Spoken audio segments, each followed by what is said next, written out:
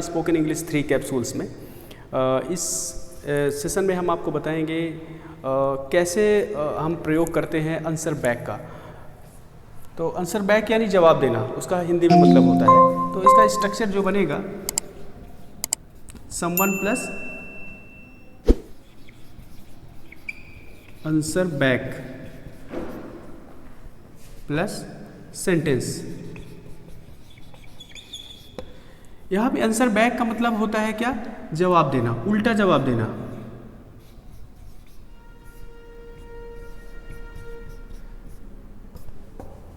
आइए देखते हैं, जैसे बच्चे अपनी मम्मी को जवाब दे देते हैं, वो कुछ भी बोलती है कि तुम शैतान हो, तो वो भी बोल देते थे तुम भी शैतान हो।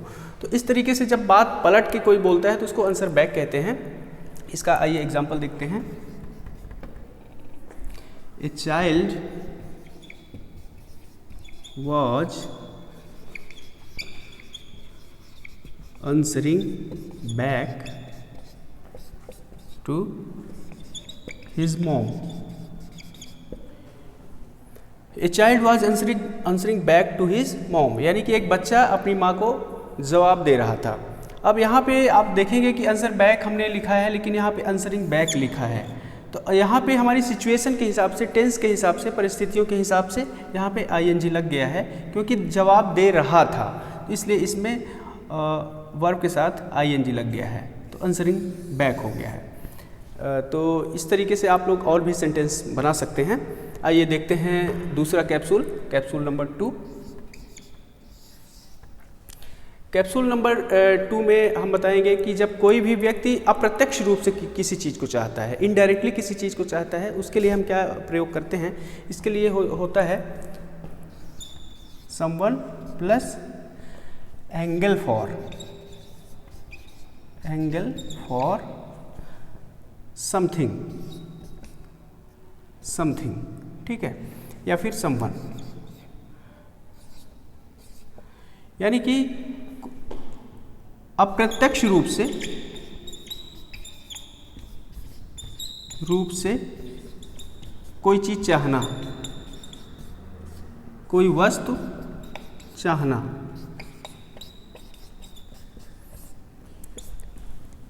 जैसे कि मेरा दोस्त मुझसे निमंत्रण चाहता है, मैं उसको नहीं बुलाना चाहता, लेकिन वो किसी और को संदेश दे रहा है कि उसको निमंत्रण चाहिए, लेकिन हमसे नहीं कह पा रहा वो। तो इसमें आप इसको एग्जाम्पल के तौर पर कैसे देखेंगे। Example, my friend was angling, यहाँ पे क्या हो जाएगा, आईएनजी जुड़ जाएगा, एंगलिंग फॉर एन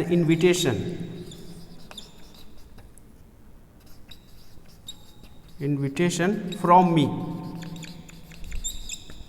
ठीक है। यहाँ पे वो डायरेक्ट हमको नहीं बोल रहा है, अप्रत्यक्ष रूप से वो किसी और से को संदेश कह रहा है कि उसको इनविटेशन चाहिए।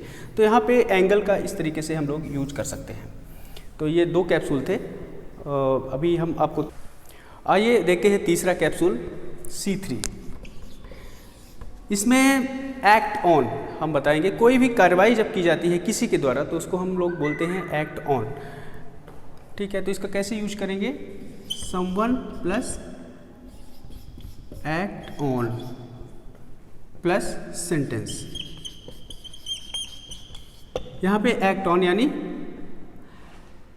कार्यवाही करना।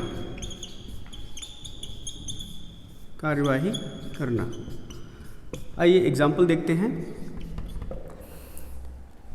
एग्जाम्पल में जैसे पुलिस ने मर्डरर पर कार्रवाई की, the police acted on.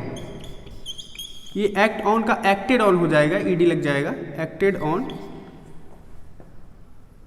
Murderer, यानी जो हत्यारा था तो पुलिस ने उस पर कार्रवाई की।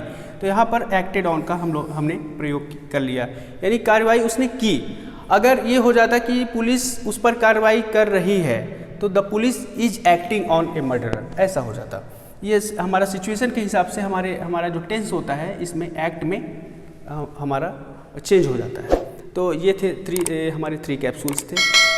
आप सभी का बहुत बहुत धन्यवाद सुनने के लिए। चैनल को सब्सक्राइब करें। Thank you very much.